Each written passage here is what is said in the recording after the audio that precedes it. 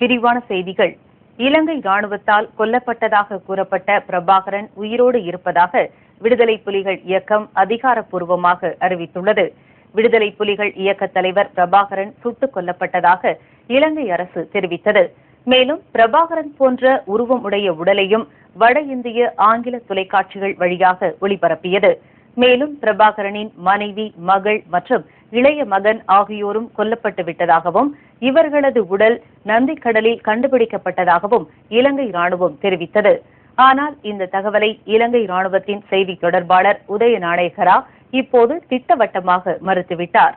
இந்நிலையில் கொல்லப்பட்டதாக கூறப்பட்ட பிரபாகரன் உயிரோடு இருப்பதாக விடுதலை புலிகள் இயக்கத்தின் வெளி விவகார புலனாய்வுத்துறை தலைவர் அறிவழகன் இன்று அதிகாரப்பூர்வமாக தெரிவித்துள்ளார். இலங்கை அரசு திட்டமிட்டு பரப்பி வரும் பொய்ச் செய்திகளை நம்ப வேண்டாம் என்றும் அவர் கேட்டுக் கொண்டுள்ளார். தமிழீழ போராட்டத்தின் வீரியத்தை குறைப்பதற்காக இலங்கை அரசு இத்தகைய பொய்ச் செய்திகளை பரப்பி வருவதாகவும் இதனை பொய்யாக்கும் விதமாக தேவையான நேரத்தில் பிரபாகரன் மக்களை தொடர்பு கொள்வார் என்றும் அறிவழகன் குறிப்பிட்டுள்ளார். நாட்டின் 18வது பிரதமராக மன்மோகன் சிங் இன்று பதவியேற்றுக் கொண்டார். அவருடன் 19 நடுவண் அமைச்சர்களும் பதவியேற்றுக் கொண்டனர். டெல்லியில் உள்ள குடியரசுத் தலைவர் மாளிகையில் இன்று மாலை நடைபெற்ற பதவியேற்பு விழாவில் மன்மோகன் சிங் பதவியேற்றுக் கொண்டார். அவருக்கு குடியரசுத் தலைவர் பிரதீபா பாட்டீல் பதவியேற்பு உறுதிமொழி செய்து வைத்தார். I, Manmohan Singh, do swear in the name of God that I will bear true faith and allegiance to the Constitution of India.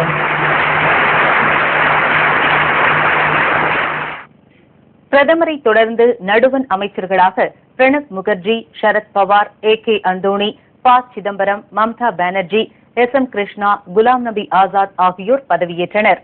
இதேபோல் சுஷில்குமார் ஷிண்டே, வீரப்ப மொய்லி, ஜெயபால் ரெட்டி, கமல்நாத், வயலார் ரவி, மீரா குமார், முரளி தியோரா, கபில் சிபல், அம்பிகா சோனி, B.K. ஹண்டிக், ஆனந்த் சர்மா, C.P. ஜோஷி உள்ளிட்ட தலைவர்களும் அமைச்சர்களாக பதவியேற்றுக் கொண்டனர். I, Pranab Mukherjee, do swear in the name of God that I will bear true faith and allegiance to the Constitution of India. I, P. Chidambaram, do solemnly affirm that I will not directly or indirectly communicate or reveal to any person. ஆனால் காங்கிரஸ் பொதுச் செயலாளர் ராகுல் காந்தி அமைச்சராக பொறுப்பேற்கவில்லை. வரும் 26ஆம் தேதி அமைச்சரவை விரிவாக்கம் செய்யப்படும் என்றும் அப்போது மேலும் பலர் அமைச்சர்களாக பதவியேற்றுக் கொள்வார்கள் என்றும் அறிவிக்கப்பட்டுள்ளது. நமது நாட்டின் 18வது பிரதமராக பதவியேற்றுள்ள மன்மோகன் சிங் தலை சிறந்த பொருளாதார வல்லுநர் ஆவார். பாகிஸ்தானில் உள்ள பஞ்சாப் மாகாணத்தில் 1932ஆம் ஆண்டு செப்டம்பர் மாதம் 26ஆம் தேதி பிறந்த மன்மோகன் சிங் கேம்பிரிட்ஜ், ஆக்ஸ்போர்ட் உள்ளிட்ட புகழ்பெற்ற பல்கலைக்கழகங்களில் பொருளாதாரம் பயின்றவர். 1991இல் நரசிம்மராவ் ஆட்சிக் காலத்தில் நிதி அமைச்சரான மன்மோகன் சிங் புதிய பொருளாதார கொள்கையை அறிமுகப்படுத்தினார். பின்னர் 2004ஆம் ஆண்டு நடைபெற்ற தேர்தலில் ஐக்கிய முற்போக்கு கூட்டணி பெருவாரியான இடங்களில் வெற்றி பெற்ற போது மன்மோகன் சிங் பிரதமராக பதவியேற்றார். தனது ஆட்சிக் காலத்தில் எதிர்க்கட்சிகள் மற்றும் கூட்டணி கட்சியான இடதுசாரிகளின் கடுமையான எதிர்ப்புக்கு இடையிலும் இந்திய அமெரிக்க அணுசக்தி ஒப்பந்தம், பொருளாதார சீர்திருத்தங்கள் ஆகியவற்றை நடைமுறைப்படுத்தினார். நடந்து முடிந்த மக்களவைத் தேர்தலில் காங்கிரஸ் கட்சி தனிப்பெரும் கட்சியாக வெற்றி பெற்றதை அடுத்து மன்மோகன் சிங் இன்று 2வது முறையாக பிரதமராக பதவியேற்றார்.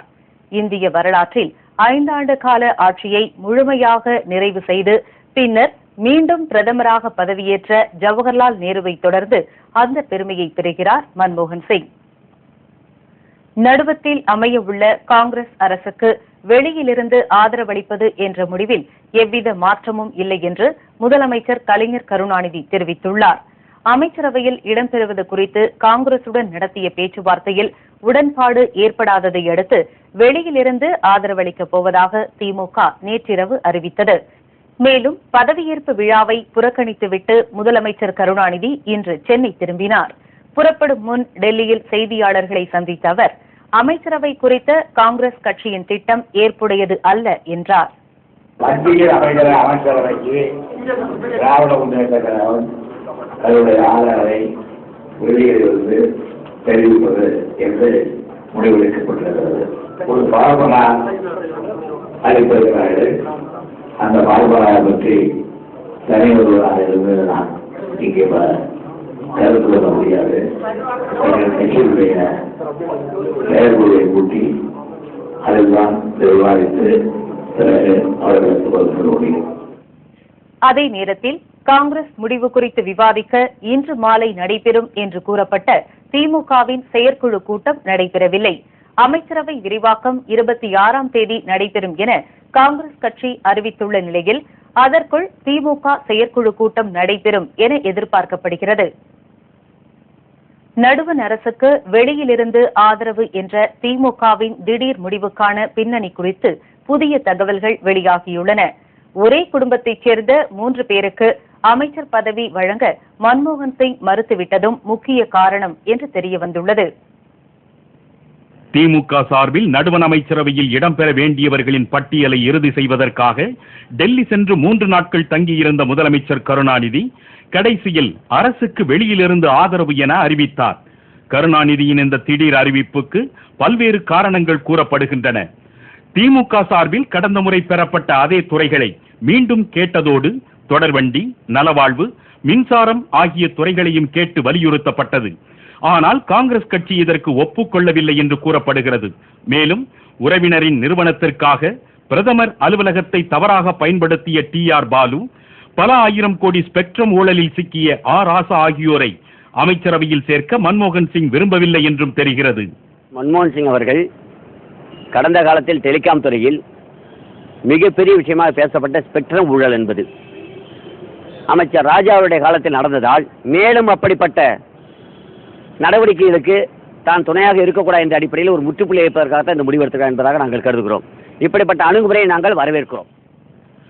தயாநிதி மாறனுக்கு கேபினெட் அமைச்சர் பதவி வழங்க தயாராக இருந்த காங்கிரஸ் கட்சி மு.க. அழகிரி, கனிமொழி உள்ளிட்ட கருணாநிதியின் குடும்பத்தைச் சேர்ந்த 3 பேருக்கு அமைச்சர் பதவி வழங்கினால் அமைச்சரவைக்கு அவப்பெயர் ஏற்படும் என கருதியதாகவும் தெரிகிறது. இதேபோல வெளியிலிருந்து ஆதரவு என்ற திமுகவின் நிலைப்பாடு ஒரு தியாகமல்ல என்றும், தமிழகத்தில் காங்கிரஸ் 3 ஆண்டுகளாக அந்த தியாகத்தை செய்து வருவதாகவும் அரசியல் நோக்கர்கள் கூறுகின்றனர். 2004 அவர் நடத்திய அதே நாடகத்தை மீண்டும் இப்பொழுது அரங்கேற்றியிருக்கிறார். இப்பொழுதும் அதே உத்தியை பயன்படுத்தி சாதித்து விடலாம் என்று அவர் நினைக்கிறார். போர்க்களத்தில் ஒரு முறைதான் ஒரு உத்தி எடுபடும். இப்பொழுது கலைஞர் சிந்தித்து பார்க்க வேண்டும். காங்கிரசினுடைய கருணையை நோக்கி கலைஞர் இருக்கிறாரே தவிர கலைஞரின் கருணையை நோக்கி இன்று காங்கிரஸ் இல்லை. ஏன் கலைஞர் வெளியே இருந்து ஆதரவை வழங்குவேன் என்று சொல்கிறார் என்றால் அவருடைய குடும்ப சூழல். இதில் அரசியல் சூழல் என்ற ஒன்று இல்லை. அங்கே 3 பேரையும் கேபினட் அந்தஸ்துள்ள அமைச்சர்களாக உருவாக்கினால்தான் அவர் பிரச்சனைகள் அற்று குடும்பத்தில் சுமூகமான சூழலை சந்திக்க முடியும். ஆனால் நீண்ட காலம் அரசியலில் இருக்கக்கூடிய கலைஞர் ஒன்றை சிந்திக்க மறந்துவிட்டார். தன்னுடைய சாதுரியத்தை காட்டி அழுத்தங்களை கொடுத்து காங்கிரசுடைய எரிச்சலை அதிகப்படுத்தினால் தமிழ்நாட்டை பொறுத்தவரையில் காங்கிரஸ் ஆதரவை இழக்க வேண்டி வரும். காங்கிரஸ் ஆதரவை இழந்த அடுத்த கணமே இங்கே அவர் ஆட்சியையும் பறிகொடுக்க வேண்டி இருக்கும். திமுகவின் தயவு இல்லாமலேயே நடுவத்தில் ஆட்சி அமைக்க முடியும் என்கிற நிலையும், ஆனால் காங்கிரசின் தயவில்லாமல் தமிழகத்தில் திமுக ஆட்சியை தொடர முடியாது என்பதும் காங்கிரஸ் கட்சிக்கு கூடுதல் துணிச்சலை ஏற்படுத்தியுள்ளது. இருந்த போதிலும் கடந்த 5 ஆண்டுகளாக கூட்டணியில் இருந்த கட்சியை விட்டுக் கொடுக்க கூடாது என்ற ஒரே காரணத்திற்காக திமுகவுடன் பேச்சுவார்த்தை நடத்த குலாம் நபி ஆசாத்தை ஓரிரு நாளில் சென்னைக்கு அனுப்ப காங்கிரஸ் மேலிடம் முடிவு செய்துள்ளதாக கூறப்படுகிறது.